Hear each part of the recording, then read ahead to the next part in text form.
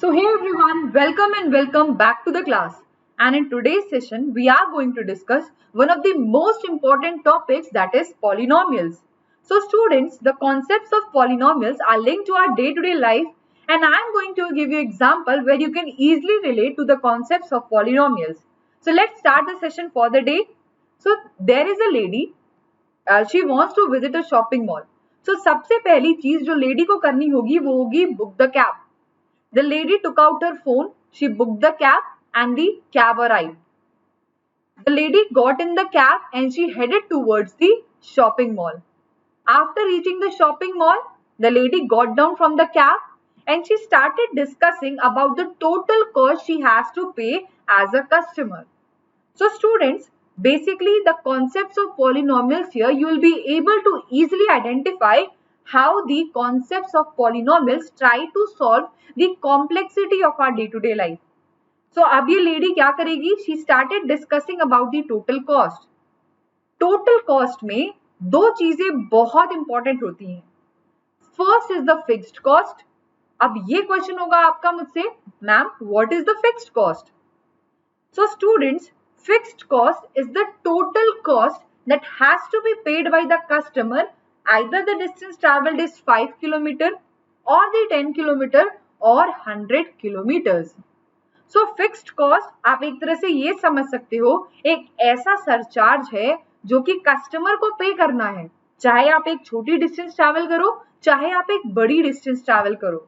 सो ये fixed cost आपको पे करना है. सो हमने मान लिया कि जो फिक्स्ड कॉस्ट लेडी को पे करना है वो है 20 रुपए. नाउ कम्स, अब ऐसा तो हो नहीं सकता कि सिर्फ 20 रुपए में द ड्राइवर वो take the lady from her house to the shopping mall. और भी चार्जेस इंक्लूड होंगे उसमें, और वो चार्जेस कहलाते हैं वेरिएबल कॉस्ट. अब वेरिएबल कॉस्ट क्या होते हैं? मान लिया हमने कि the distance travelled by the lady from the home to the shopping mall is equal to x kilometre and per kilometre, हर 1 किलोमीटर का चार्ज जो लेडी को पे करना है वो है 6 रुपीज. सो वेरिएबल कॉस्ट क्या हो जाएगा? वेरिएबल कॉस्ट हो जाएगा 6 into x, that is product of the distance traveled and the cost per kilometer. अब यहाँ पे 6 क्या है? 6 is the charge per kilometer and x क्या है? x is the total distance traveled by the lady between the house and the shopping mall. अब एक common question यहाँ पे आता है कि मैम, क्या लेडी को सिर्फ फिक्स्ड कॉस्ट पे करना होगा या वेरिएबल कॉस्ट भी इंक्लूडेड होगा? सो स्टूडेंट्स, जो टोटल कॉस्ट लेडी को पे करना होगा that would include the fixed cost as well as the variable cost. तो टोटल कॉस्ट यहाँ पे क्या हो जाएगा? टोटल कॉस्ट हो जाएगा 6x + 20. नाउ कम्स, अगर हम ये एज्यूम करके चले स्टूडेंट्स कि जो डिस्टेंस लेडी ने अपने घर से शॉपिंग मॉल का तय किया वो 10 किलोमीटर का था, इस केस में x की वैल्यू क्या हो जाएगी? x की वैल्यू हो जाएगी 10. तो टोटल कॉस्ट जो लेडी ने पे किया इस पूरी जर्नी में वो हो जाएगा आपका 80 रुपीज. अब हम मान लेते हैं कि शॉपिंग मॉल विजिट करने के बाद लेडी को मूड हुआ कि चलो हम ऑडिटोरियम विजिट करते हैं. Same concept, same total cost. अब ये डिस्टेंस अगर हम मान के चले 15 किलोमीटर की है, तो टोटल कॉस्ट यहाँ पे क्या हो जाएगा? यहाँ पे x की वैल्यू स्टूडेंट्स 15 किलोमीटर हो जाएगी. सो टोटल कॉस्ट कितना होगा? 15 into 6 plus the fixed cost, that is 20 rupees. So total cost यहाँ पे कितना पे करना होगा? 110 rupees. ये एक चीज दिमाग में बहुत अच्छे से बैठ गई होगी स्टूडेंट्स कि जो भी टोटल कॉस्ट होगा उसमें फिक्स्ड कॉस्ट एक इंपॉर्टेंट रोल प्ले करेगा. अब मान लिया कि lady also wants to visit a temple. So वो डिस्टेंस कितनी है? मान लिया हमने कि वो डिस्टेंस आपकी 8 किलोमीटर की है.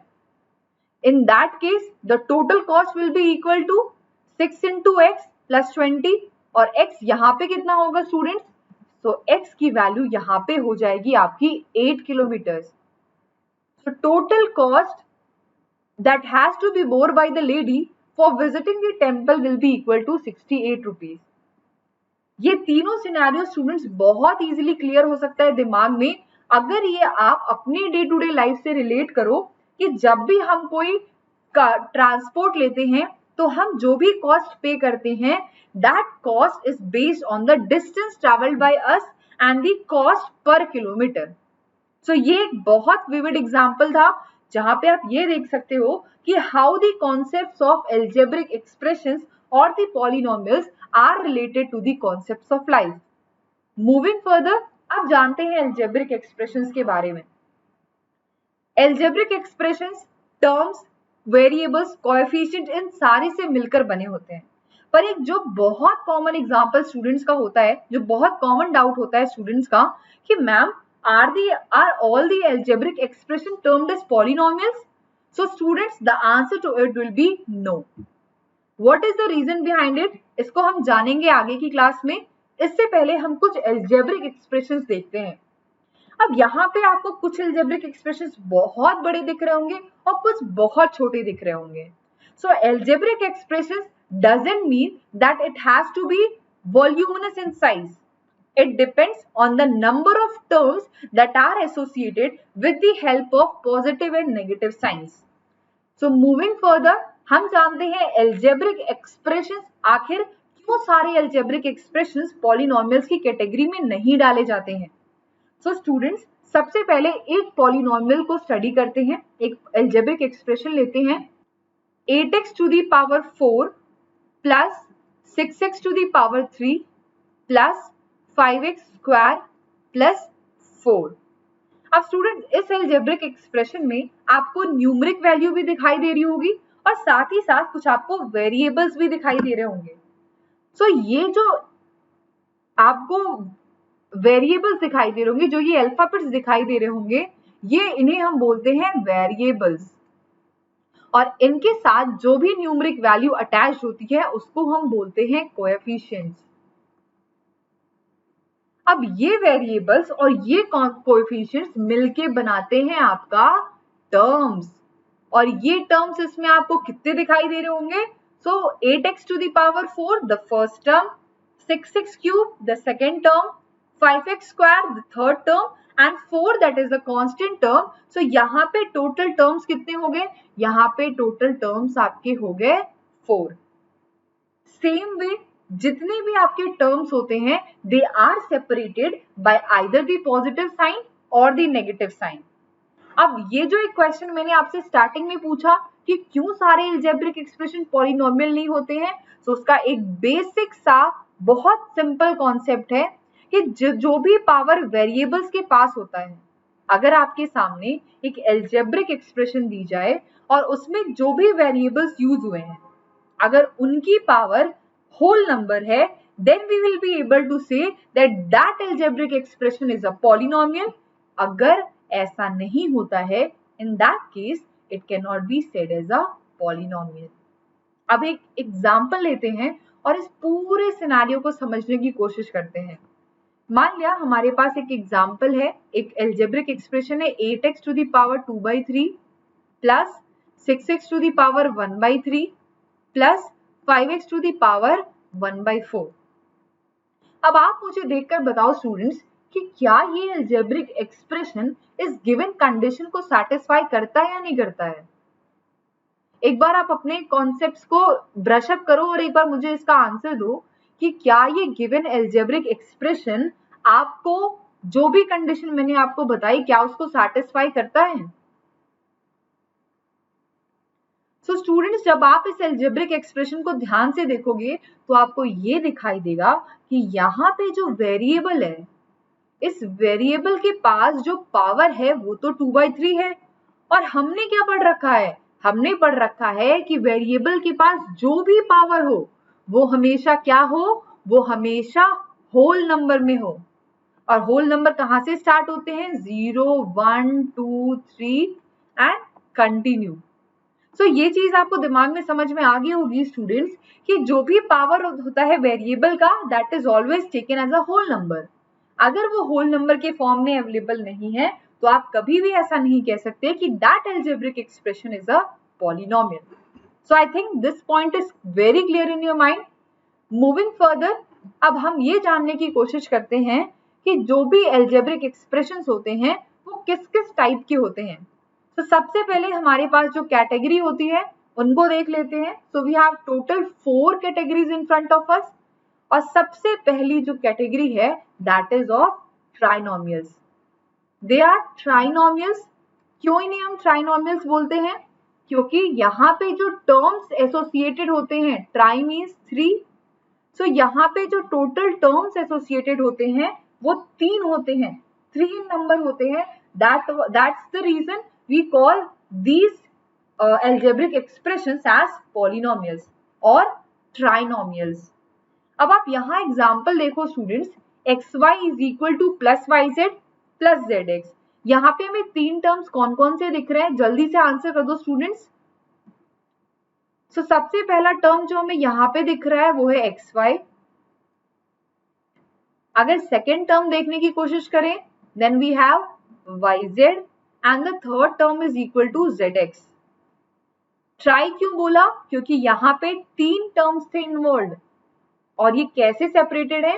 These terms are separated with the help of positive और a negative sign। अब नेक्स्ट कैटेगरी हमारे पास आती है बाइनोमियल की। बाई मीन्स 2, जैसे ट्राई मीन्स 3 था, वैसे ही बाई मीन्स 2, यानी यहाँ पे टोटल 2 टर्म्स एसोसिएटेड होंगे। और आप देख सकते हो आपके सामने जितने भी एग्जाम्पल्स हैं सब में सिर्फ और सिर्फ हमको 2 टर्म्स दिखाई देंगे। अगर हम पहला एग्जाम्पल देखें, x to the power 9 plus 6x square, कितने टर्म्स हैं? 2 टर्म हुए स्टूडेंट्स। सो जितने भी ऐसे एल्जेब्रिक एक्सप्रेशंस होते हैं जिनमें 2 टर्म्स इन्वॉल्व होते हैं, that algebraic expressions are termed as binomial. अब एक जो कॉन्सेप्ट मैंने आपको अभी पढ़ाया, अगर इस x टू द पावर 9 के साथ x टू द पावर 9/2 होता तो क्या हम इसको पॉलिनोमियल कह पाते? बिल्कुल भी नहीं। क्यों? क्योंकि fractional value as a power acceptable है ही नहीं। So bi means 2, binomial clear हो गया। नेक्स्ट हमारे पास क्या है? ये सिंगल कैटेगरी जिसको हम बोलते हैं मोनोमियल। मोनो मीन्स 1, यानी यहाँ पे सिर्फ और सिर्फ एक टर्म ही एग्जिस्ट करेगा। आप देख सकते हो 2x टू द पावर 100, 3, 7, 0, ये सारे क्या है? ये सारे के सारे मोनोमियल की कैटेगरी में है। अब बात करते हैं, आप पूछोगे मैम अगर 3 से ज्यादा टर्म हो किसी भी अलजेब्रिक एक्सप्रेशन में तो क्या उसका कोई भी नाम नहीं है? ऐसा नहीं है। हम ऐसे सारे एक्सप्रेशंस जिसमें number of terms greater than 3 होते हैं उन्हें हम जनरलाइज करते हैं एज पॉलिनोमियल्स। सो ये जितने भी एक्सप्रेशन आपको दिख रहे हैं ये कैसे होंगे? ये सारे के सारे आपके पॉलिनोमियल्स कहलाएंगे। अब बात करते हैं डिग्री ऑफ पॉलिनोमियल्स की। So students, degree of polynomials निकालना बहुत आसान है, और आप ये देखोगे कि ये एक ऐसा क्वेश्चन है जो कि एग्जाम में हमेशा पूछता है examiner. So degree of polynomials को स्टडी करने के लिए हमें एक अलजेब्रिक एक्सप्रेशन लेना होगा। 8x to the power 4 plus 6x to the power 7 plus 5x to the power 5 plus 6x square. अब स्टूडेंट्स, अगर हम ये पहला टर्म कंसिडर करते हैं तो यहाँ पे हाईएस्ट पावर कितनी है x की? That is equal to 4। यहाँ पे कितनी है? x is equal to 7। यहाँ पे कितनी है? x is equal to 5। और यहाँ पे कितनी है? x is equal to 2। अब अगर मैं ये कहूं कि स्टूडेंट्स आप ये बताओ कि पूरे अलजेब्रिक एक्सप्रेशन में कौन सा ऐसा टर्म है जिसकी पावर वैल्यू सबसे ज्यादा है? सो आप क्या कहोगे? Ma'am x is equal to 7, that is 6x to the power 7 एक ऐसा टर्म है जिसकी डिग्री सबसे ज्यादा है। So degree of a polynomial is the highest degree that is present in a given algebraic expression. अब यहाँ पे सबसे हाईएस्ट डिग्री कितनी दी हुई है? x is equal to 7। So इस पूरे अलजेब्रिक एक्सप्रेशन, इस पूरे पॉलिनोमियल की डिग्री कितनी हो जाएगी? इस पूरे पॉलिनोमियल की डिग्री हो जाएगी 7। सेम वे एक और एग्जांपल लेते हैं, 6x to the power 5 plus 5x to the power 3 plus 6x to the power 7 plus 11x to the power 9। अब यहाँ पे अगर इंडिविजुअल टर्म्स देखें तो हमारे पास 5, 3, 7 और 9 है, लेकिन अगर हम पूरे के पूरे अलजेब्रिक एक्सप्रेशंस की बात करें तो यहाँ पे हाईएस्ट डिग्री कितनी है? यहाँ पे हाईएस्ट डिग्री है 9, इसलिए इस पॉलिनोमियल की डिग्री कितनी हो जाएगी? 9। ओके। अब आगे हम स्टडी करते हैं कितने टाइप्स के पॉलिनोमियल्स हमारे पास अवेलेबल होते हैं. So we have linear polynomial, then we have quadratic polynomial, then we have cubic polynomial, and then we have biquadratic polynomial. So we'll be studying about the different types of polynomials in detail in the next class.